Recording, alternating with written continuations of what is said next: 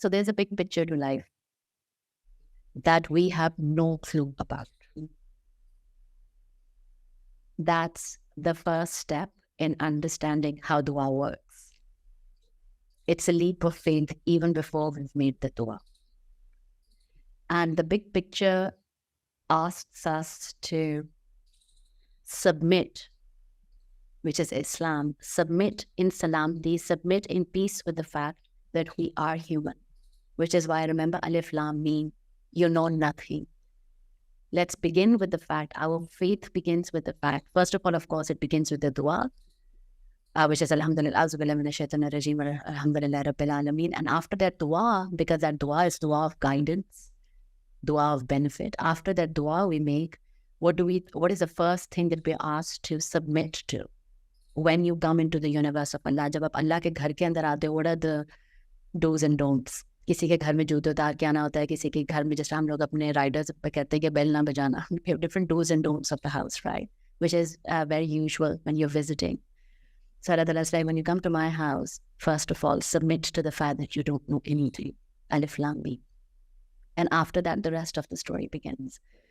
So the first principle of understanding how dua works is the fact that we don't have access to the big picture. We don't have it. How we interact with the world is a person looking at a painting, which is I would not even call it a 3D phenomenon. It's a 2D phenomenon. One element looking at another element. That's it. That's how we interact with life mostly. Yes, it has 3D shapes, but our interaction is very 2D. Action, reaction, what you put in, what you get out. Very basic mathematical equation interaction with life. It's a 2D interaction. But what life is a 7D space where we don't have access to the big picture. And yes, it does look like when you're standing in front of an object and you're looking at it, is how we live our life. But Allah's point of view, the universe's point of view, is the eagle's eye perspective when you're looking at everything holistically. And that's the thing that we're asked to integrate within ourselves at the time that we make dua. 1 second, please.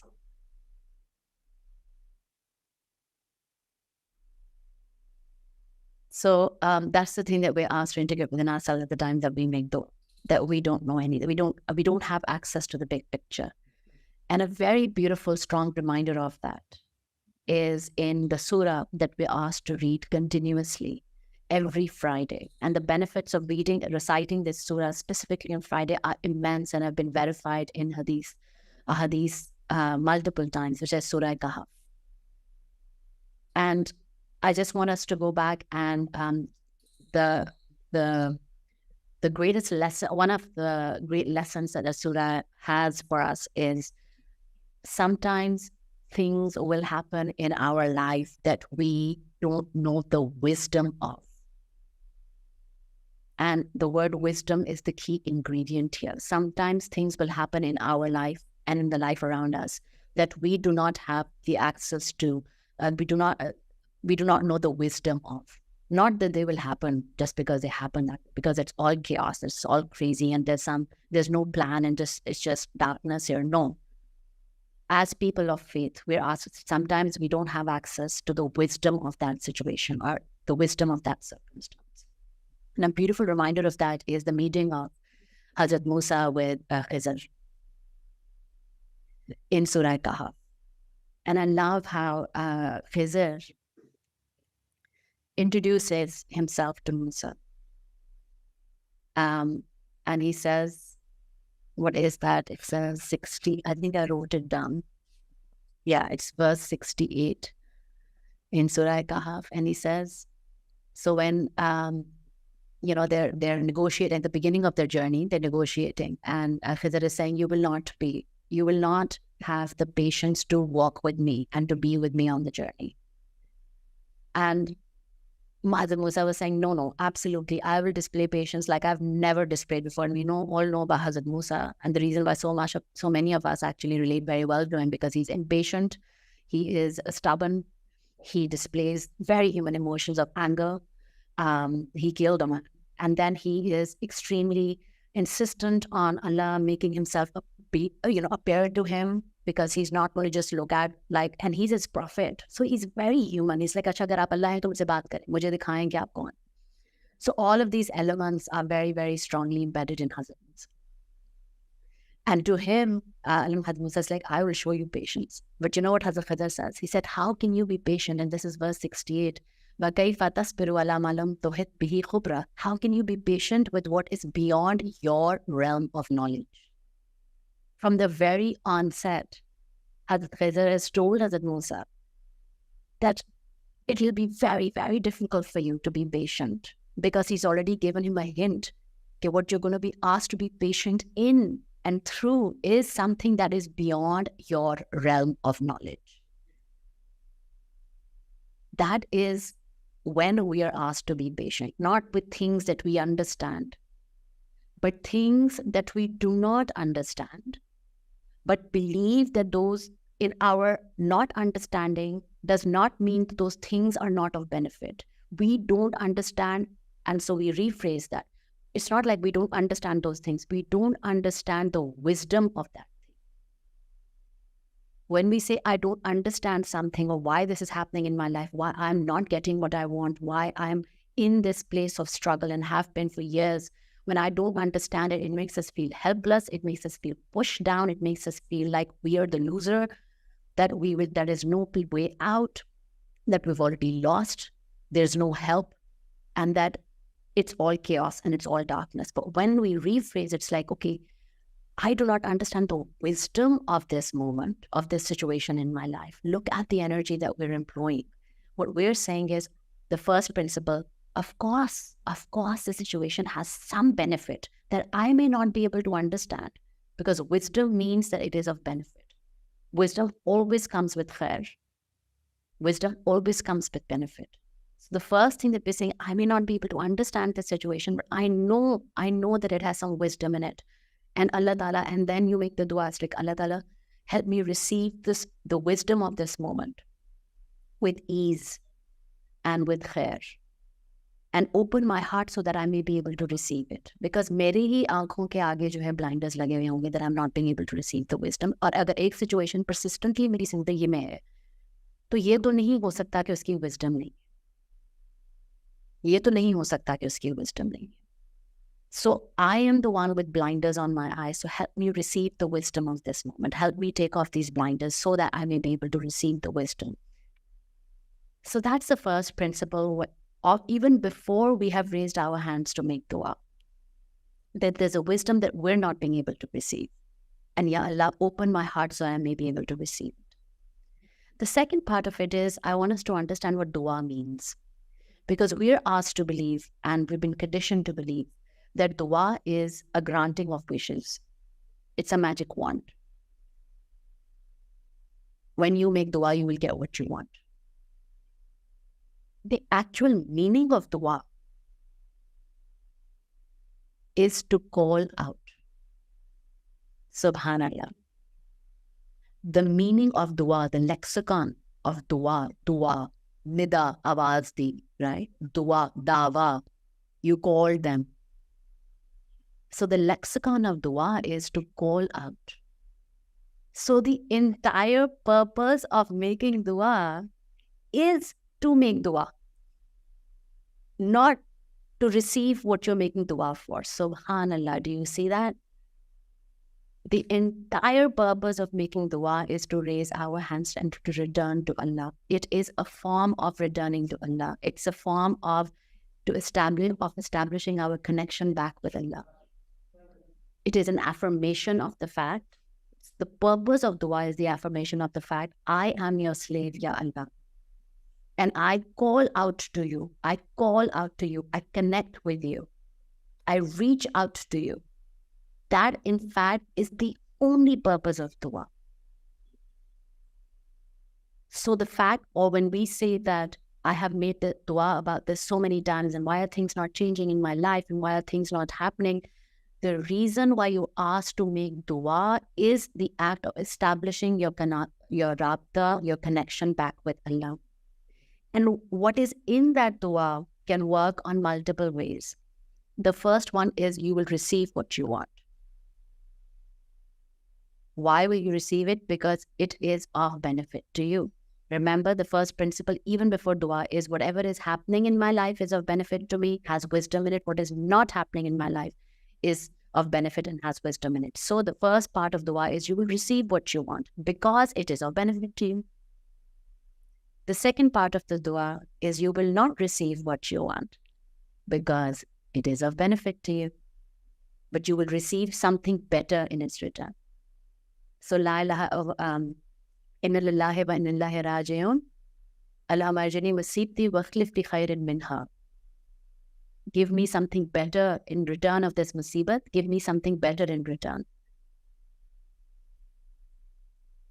So the first is you will receive what you want because it is of benefit. The second one is you will not receive what you want because it is of benefit and you will receive something better. The third one is you will not receive what you want and you will also not receive anything in place of it because it is of benefit to somebody else. Subhanallah. But you will receive the benefit of it, of making that dua and of being of benefit to somebody else. Either in this life, definitely in this life, because Allah Ta'ala hisab nahi rakhte hain, udhar bhi nahi rakhte hain. So definitely in this life, but also multiply on the day of Qiyamah, in the forever life. Now I want us to understand how our dua can be not of course principally dua is of benefit. So if dua was a dish that we were making, the only ingredient in that dish would be benefit. There is no other ingredient in that dish. None. Either it's of benefit to you, or it's of benefit to you by you not receiving it, or it's of benefit to somebody else. And I want to go through how this has been brought to life, how it becomes of benefit to somebody else without you having a clue, but then you're given that clue later. To the story of Hazrat Yusuf alayhi salam and his father, Hazrat Yaqub. And so when we speak of dua and we say, hamari dua mein asar nahi hai aur hamari dua kabool nahi ho rahi hai, we talk about कि जैसे हमसे कोई गलती हो गई है या अल्लाह हमसे नाराज हो गए या हमें पनिशमेंट दी जा रही है जो हमारी दुआ कबूल नहीं हो रही है. And there's Hazrat Yaqub. He's a prophet of Allah. His abd, the abd of Allah. He has 12 sons. Do you feel that he does not make dua for all 12 of his sons? Of course he does. And then one son, his most beloved, gets kidnapped for years and taken away from him for years. He has no clue whether he's alive or dead for years. He cries so much that he loses his eyesight. Do you feel that he's not making, unki dua mein koi kami hai? हम लोग कहते हैं ना हमारी दुआ में कोई कमी, उनकी इबादत में कोई कमी है, उनके कैरेक्टर में कोई कमी है, उनकी जिंदगी में कोई कमी, वो भी तो दुआ किए जा रहे हैं, उनको उनका बेटा वापस क्यों नहीं मिल? अब वो एक बाप है, खाली एक बच्चे के बाप तो नहीं है. He has 12 other sons. Like, why are those sons that he's also making dua for are continuing to be so stubborn and hard and cruel in their hearts? Unki dua kabul kyun nahi? And yet see the wisdom of the abduction and the loss, temporary loss of his son being of benefit. If he had not been abducted, Hazrat Yusuf, if he had not been taken and put in the jail, if he had not interpreted the dreams of those two people who were in the jail with him, and through which they knew that he could interpret dreams, if one of those people in the jail had not survived, and if one of those two people in the jail, after having survived, had not gone to the king of that land when the king had seen a dream, and the king's dream needed an interpretation, and he said, okay, I know somebody in your jail who can interpret dreams for you. And when Hazrat Yusuf interpreted that dream, you know what the dream's interpretation was? That you'll have 6 years of abundance and 6 years of drought. And when he interpreted that dream, the king and then he made him the treasurer. They took the right steps, made the right enforcements, did the right things to be able to withstand the drought, which was supposed to come 6 years later, so that one boy who was abducted could save millions of children. Hundreds and millions of families would have died and starved in that drought. This happened, and all bad things happened. Abduction and jail time and like injustice, and the father is crying for his son. The brothers are completely cruel, and he's in jail, but then he becomes the treasurer. The links, and at the end, what is the wisdom? This one boy saves hundreds of millions of lives, however many. Of course, I'm exaggerating, but however many. So the wisdom, and then they're finally reunited. And so the wisdom of dua is never in doubt. And yes, it hurts us when we say, okay, I just want to handle my own life. I don't want to be of benefit to somebody else. मुझे अपनी जिंदगी संभालनी है, मुझे दूसरे लोगों के लिए benefit नहीं बनना. But guys, whether you like it or not, our souls are connected to every other soul. And whether we like it or not, your soul purpose, if you are designed to be of benefit to other people through your own hardships, you might as well accept that now, because your soul had decided it. Allah Ta'ala has not decided for you. Your soul had decided that it was strong enough to play this role and to bear this purpose of being of benefit to hundreds of different people. So we may not understand the wisdom of what is happening in Palestine. We may not understand the wisdom of our child being sick. I remember when my daughter was diagnosed with being on the autism spectrum and she was 2 years of age, 2.5 years of age. I don't remember making dua for her to get better. Somehow in that moment, and that is the beauty of, I must have done something that Allah Ta'ala He just gave me that wisdom in my heart. When I said, okay, so if my daughter, I have a son and I wanted a daughter my whole life. And she was meeting all the yardsticks and perfectly what we call air quotes normal till 2 years of age. And then she stops talking and she stops, she regresses, and it's just, she starts exhibiting behaviors. And when she was finally diagnosed with autism, being on the autism spectrum, I said, again, my first was Alhamdulillah. Because there is a unique wisdom that I don't have access to right now of why my daughter is on the spectrum. And I know because I've been that daughter to my parents. The wisdom in the very few moments that I've received it in very strange ways, it's a very, very, very cruel world. It's a strange world, especially for women. And I'd been abused a lot as a woman as well. So as a girl as well. And so I was so scared for my daughter. This way, at least she will not get hurt. This way, at least she will understand what true, pure happiness feels like. Because that's all she knows how to be. She doesn't care. She doesn't know how to lie. She doesn't know how to be conniving. She's not cunning. So there's such deep, the more I give in to this wisdom, the more wisdom I receive through it. And I will say it, the beauty of having my daughter on autism spectrum. The beauty of having my daughter on autism. And the beauty of my son not being on the autism spectrum. Those are the different kinds of beauty. That happens when Allah Ta'ala, through His Raham, opens our heart like a lotus so that we have space for different kinds of beauty and we have space for all kinds of wisdom. So that our first response to life is not mere saath bura hua.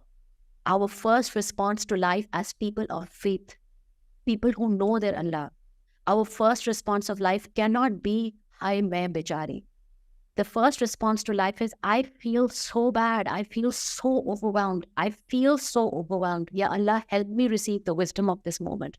Because not for 1 second will I say that आपने मेरे साथ बुरा किया. क्योंकि इसके अगर ये हो रहा है तो इसके अंदर कोई wisdom है. And Allah Ta'ala आप मेरा दिल खोलें ताकि I receive this wisdom. And this beautiful dua, which is Hazrat Nuh ki dua, which just has helped me in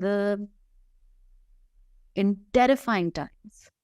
Terrible nahi ho sakte hain, because the system that I am not aware of, I don't have full access to, is Allah ka system. और वो कभी खराब नहीं हो सकता. It cannot be purposeless and it cannot be without benefit. So terrifying थे वो times, because मुझे नहीं समझ में आ रही थी how to be in those circumstances, because I was not, my heart was being restricted. And this dua is Hazrat Nuh ki dua, which is Rabbi inni maghlooban fantasir. Ya Allah, maghloob, qalb, मेरे पर कल्बा आ गया है, मैं डूब रहा हूँ.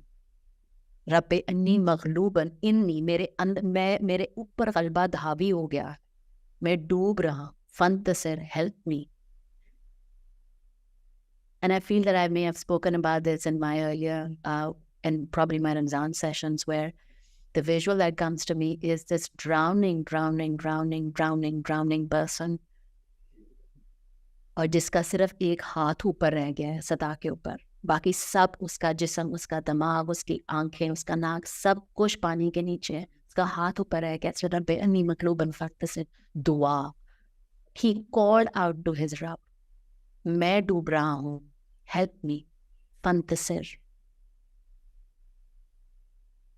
And what does Allah Ta'ala do? He reaches out and he takes that one hand and he never lets go. I promise you, he never lets go. Because once he holds on to that hand, yes, it may take some time for your head to come above water, and for you to be able to breathe oxygen and not breathe like you're underwater. Yes, it may take some time for you to even get on the boat and then to paddle to the shore. All of this is the rest of your life. But I promise you, Rabbi inni magluban or inni magluban fantasir, mere upar ek मैं overcome the waves crashing upon me and I cannot keep myself afloat. Ya Allah, help me. Fantasir. And Allah Ta'ala grabs your hand. And I always say this, Allah Ta'ala never comes down to physically doing these things, because his entire universe, he doesn't have a form yet. He doesn't have a form, but he has a universe that's designed to support you. Whether it's a Zoom call, or it's a friend, or it's a dua that somebody sends, a suggestion that a hug. A friend that you've not spoken to for 20 years calls you out of nowhere and it's like, yeah, I was just thinking about you. How are you? How are you feeling? And you break down. Fantasir, that is help. That is help. And all you're asked to do in that moment, when you know that there is some help that you have received, there's some help you've received, all that you asked to do is, Alhamdulillah for sending me this help. Because agar ye na hoti to main doob jati. And then you hold on. Then comes the next step of you holding on to that help. Dhito hi tarah. Like a drowning man, because it's not now even like a drowning man. You are in fact drowning. So now it's not like a drowning man. You are the drowning person. Hold on to that hand. And how you hold on to the hand, because somebody asks, it's like, okay, how did you, why are you so, how are you particular about your namaz? How do you take care of your namaz? How do you qaim your namaz? Until about 2 weeks ago, मैं तो बहुत खूब करी थी, मैंने तो नमाज कायम की भी है. 4 दिन के लिए मैं मरी गई हूँ अपनी फ्रेंड के साथ. मैंने शायद 2 नमाजें पढ़ी है. मैंने कहा वाह, ये मेरे क़याम था नमाजों. जब मेरी लिए कन्वीनियंट है तो मैंने कायम की हुई है. So now I'm even more, at least मैंने इरादा किया, अल्लाह ताला help me, because of course मेरे अंदर अगर होती तो मैं पढ़ लेती वहाँ पे भी नमाजें. तो अल्लाह ताला मेरी मदद करें. तो for me, holding on, we all find a different ways of holding on. For me, the holding on was namaz. And it was not for Allah, it was for me. And namaz became that drowning man holding on to something, even when you don't believe it, even when your head is underwater, even when you feel like you're joking, even then you hold on. So Rabbi inni maghloobat fantasir. Ya Allah, I'm drowning, help me, is the nida, is the dua that you send out. That's the purpose of that dua. And he sends the help. Because another one of fantasir is a gorgeous word. It's a gorgeous word. Because I don't know how many of us are familiar with the last dua of Surah Baqarah, because we've been asked to recite them, and they're just very, very, very strong. Like, it strengthens the faith. Because wahan pe bhi la yukallifu Allahu nafsan illa wus'aha laha ma kasabat ma alayha ma iktasabat. ربنا لا تؤاخذنا إن نسينا أو أخطأنا ربنا ولا تحمل علينا إصرا كما حملته على الذين من قبلنا ربنا ولا تحملنا ما لا طاقة لنا به واعف عنا واغفر لنا وارحمنا أنت مولانا فانصرنا على القوم الكافرين. So, فانصرنا, again the word here. Allah does not charge a soul except that is within its capacity. It will have the consequence of what good it has gained, and it will bear the consequence of what evil it has earned. Oh Allah, do not impose blame on us if we have forgotten or erred. Oh Allah, do not lay upon a burden on us like that you have laid upon those before us. Oh Allah, do not burden us with that we have no ability to bear. And forgive us and pardon us and have mercy on us. You are our protector. Fansurna. No, that's not Fansurna. You are, that's Maulana. So you are our protector. So give us victory over the disbelieving people. So Fansurna is one that's been used here as well. Help me. And this is these two last two of Allah also remind us that we may not have access to the wisdom of the situation right now. But I know that if I'm in the situation, then it has a wisdom. And I have been enabled already. I've spoken about this a little bit earlier. Just like when I say enabled, I love this word. We have the strength, we have the capacity to go to it, through it. They don't resonate. I love the fact that we've been enabled. Iska matlab hai, enabled ka matlab ye hai ki आपकी इस दुनिया, मेरे लिए जो आपके इस दुनिया में आने से पहले आपको वो सारी रिसोर्सेज दे दी गई थी that you will need for the rest of your life to deal with any circumstance. And not just any circumstance. ये नहीं है कि 10 circumstances हैं तो इसलिए 10 resources नहीं. Just in case, because I've spoken about this. It's like before we came into this world, our Allah, our Mawla, packed us a backpack. And the backpack that he packed is like the backpack of, like a mother would pack for somebody who's moving abroad.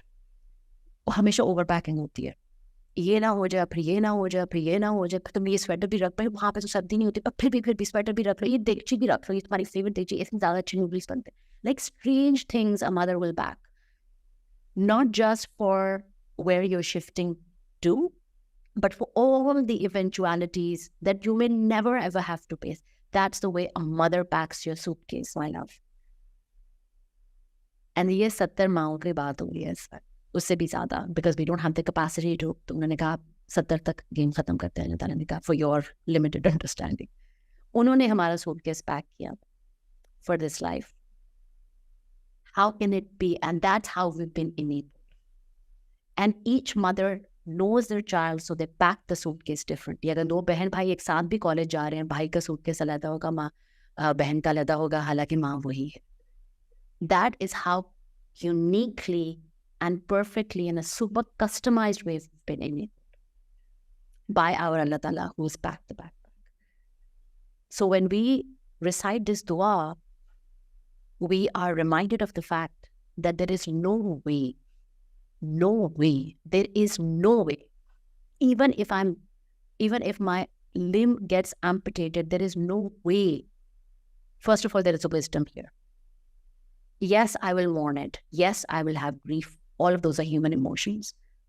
But the bigger circle around all of this, which is encircling all my human emotions, is the fact that there is wisdom in it. One. The second part of it is, I have been enabled, enabled to go through this. And I might not have access to those resources right now, but they're within me. And Allah Ta'ala enabled me to have access to the resources that I may be able to go through it. Because remember, in us not being able to understand the wisdom, when we talked about in Surah Kahf in the verse 68, when Hazrat Fateha said, you will not be able to have patience with things that are beyond your realm of knowledge. What are those three things? Jaan, Mal, Aulad.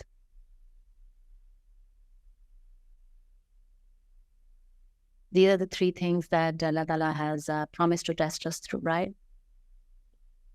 And Jal has Sehat and all of that, and Zindagi and Maut and all of that in it. Those are the three kind of Allah Ta'ala ne kaha, inki through tumhe aapko test, because those are the things that you will get super attached to. And those are the three things that Hazrat Musa was tested through. And he could not keep his patience, because the first thing that Hazrat Khizr did was he damaged the boat of a fisherman. He made a hole in his boat. And he was a very poor fisherman. And Hazrat Musa said, what on earth are you doing? How could you do that? And he said, be patient. The second thing that he did was he killed a child. A preteen, I don't know the name, the age has not been specified, but he killed a child. So Musa was aghast. He said, what on earth are you doing? हालांकि उन्होंने पहले कह दिया है कि this is beyond your realm of knowledge and this is documented in the Quran, yaar. And the third thing that he did was, although the people of, they reached a town, people of the town treated them so badly, would not even give them food. But us town mein, jahan pe he was treated so badly, he fixed a wall without any ijr. Unhone kuch manga nahi, isliye ठीक है रहने दें. Although he was treated badly. And so all Hazrat Musa was observing, and now Hazrat Musa is all of us. He right now represents our insaniyat, our humanness. He just said, what on earth are you doing? You are pushing downtrodden people further into to a depth. You're killing people, innocent children, and you are, for people who are treating you so badly, you're doing good for them. What is up with you? That was Hazrat Musa's reaction to Hazrat Khizr. And look, the wisdom is not something that I'm making up. That's been shared with us in Quran. Shared with us in Quran as a reminder that we don't have access to the wisdom. So the first one, he said, there's an evil king who's out to get all the boats. He's out to kabza karna of all the boats around him, whatever the English word for this is. And I poked a hole so that he will find this boat damaged and will leave the boat, will not take it from the fisherman so he doesn't lose his livelihood. For the second one, he said, the parents of this child are Allah's abd. And Allah knows what this child was designed to do, was going to do through his choices and actions in his life, where he would have forced them to either disbelieve or to go through immense amount of pain. And so Allah Ta'ala will give them a better child. He had to go back to Allah to save his abd from the pain, two of them, his parents, from the pain of living with a child who is a constant test for them. And the third one, he said, I don't care, he said, about the town and the people. The wall that I'm fixing has a treasure of a beautiful abd of Allah who left a treasure for his two sons under this wall. And if the wall were to break, the people of this town would have found the treasure. So I'm going to fix the wall so it doesn't break, so that when those children come of age, then, they can find the treasure. Because his father's already told them where the treasure is. But they're too young right now to find it. So then. But हमारी तो सिर्फ नज़र यहाँ पे एक पे ऊपर आके ख़त्म हो जाती है ना, अपनी ज़िंदगी में भी, दूसरों की ज़िंदगी में भी, और पूरी दुनिया के लिए भी. बस ये हो रहा है, कितना बुरा हो रहा है, कहाँ है अल्लाह ताला, कितना ज़ालिम है अल्लाह ताला. But this is not it. Then there is that, and then there's this, and then this happens, and then this happens, and then this happens, and this happens, and this happens, and this happens, and then we begin to understand the wisdom in hindsight of a situation. But the true gift of Allah is we actually don't have to wait till the end to receive the wisdom of why things have happened in your life. If we begin our perspective on dua from the fact कि जो भी है उसमें benefit है, I'm going to call out to Allah to help me receive the wisdom of that benefit. When we call out to Allah from that intention, then we make a dua from that intention, you will receive the benefit of the, even अगर वो 25 साल के बाद भी चीज़ होनी है, आपको आज पता चल जाएगा कि आपके साथ आज वो क्यों हो रहा है, ताकि वो 25 साल के बाद ना हो. I promise you, you will receive the wisdom of that. And this is applicable to every relationship to every aspect of our life, whether it's our jobs or our marriages, our relationships, our parents, how I was born in this household, our children, our siblings, our friends, our hearts, our faith or lack of faith, whatever it is, when you say कि भाई मुझे नहीं Allah Ta'ala, I am in this situation, I understand that there is some benefit in it. There is some benefit in it for me. I may not be able to understand it. Can you please help me receive the wisdom of it? You will receive the wisdom. You will always receive the wisdom, because that's the system of Allah. So then, how do we make dua?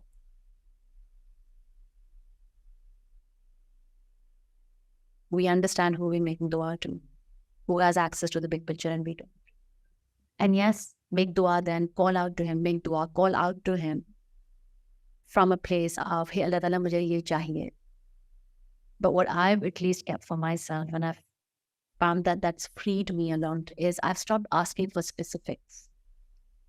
Because then okay, be careful of what you wish for, you just may get it. And that ends up being a test.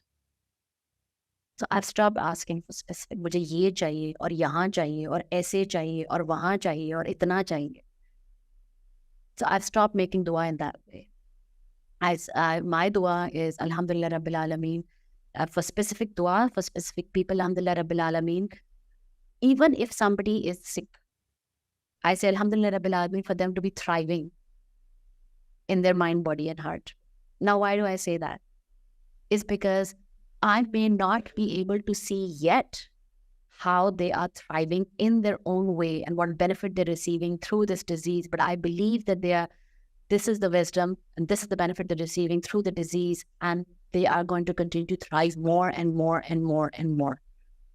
I make the same dua for my daughter. I make the same dua for myself, and I make the same dua for my parents, for my siblings, for my son. Alhamdulillah Rabbil Alameen, for them to be thriving, for them, everybody, for all of us to be receiving everything that we desire in and with and through your rahmah. मुझे नजर नहीं आ रहा है, वो मेरा मसला है. आप सब सही कर रहे हो. This I stand testimony to. So expand your duas. Expand your duas, because the person that you're calling, the being that you're calling out to, is a multidimensional being. And he has access to all kinds of wisdom. And when you say, Alhamdulillah Rabbil Alameen, for me to be thriving, even when you don't have money, even when you don't have your health, even if you don't have a house, Alhamdulillah Rabbil Alameen, for me to be thriving, then you understand that whichever situation that you're in right now, first of all, is not an upti situation. It's a momentary situation. And there is some benefit. There is some benefit here. आप उस जगह पे हो ही नहीं सकते अगर वहाँ पे benefit. ये हो नहीं सकता.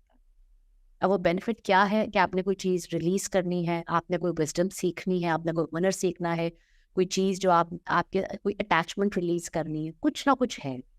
बट ये हो नहीं सकता कि उसका बेनिफिट, क्योंकि अगर आप वहाँ पे हो उस सिचुएशन में तो उसका बेनिफिट है. And may Allah Ta'ala enable for all of us to be able to see it in this way.